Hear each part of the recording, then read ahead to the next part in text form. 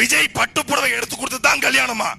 ஒரு பட்டு புடவை கூட கட்டுகிற பொண்டாட்டிக்கு வாங்கி கொடுக்க முடியாதவனுக்கு எதுக்கு கல்யாணம்? என்ன தங்கமும் புடவையும் வாங்கி கொடுக்க முடியாது? உனக்கு என்னப்பா, நீ பைத்தியம், என்ன வேணாலும் பேசுவ. நாங்க அப்படியா? நீங்க எப்படி நடிகன் சீமான் ஆட்சிக்கு வந்த உடனே ஆடு மாடு மேய்க்கிறதெல்லாம் அரசு வேலையாக்கணும் அப்படின்னு சொல்றீங்களோ, மற்ற கட்சிகளும் அதே மாதிரி அவங்களோட தேர்தல் வாக்குறுதியை மக்கள் கிட்ட சொல்றாங்க. இதுல என்ன பிரச்சனையை கண்டுபிடிச்சிங்க அப்படின்னு ஒன்றும் தெரியல.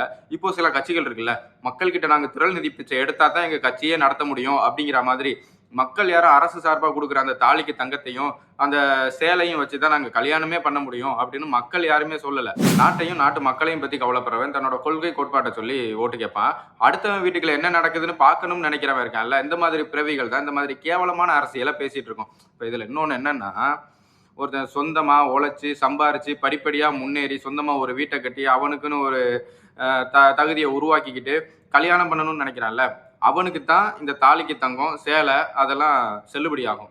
அடுத்த முன்னாடியை கூட்டிகிட்டு வந்து வச்சுக்கிறவன் அடுத்த முன்னாடியை கூட்டிகிட்டு வர்றவனுக்குலாம் இந்த திட்டம் வந்து செயல்படாது. ஸோ அதனால இது கோவப்படுறீங்களோ என்னமோ தெரியல. இருந்தாலும் மக்கள் இதை பற்றி பேசிப்பாங்க. நீங்கள் இதை பற்றி கவலைப்பட வேண்டிய அவசியம் கிடையாது.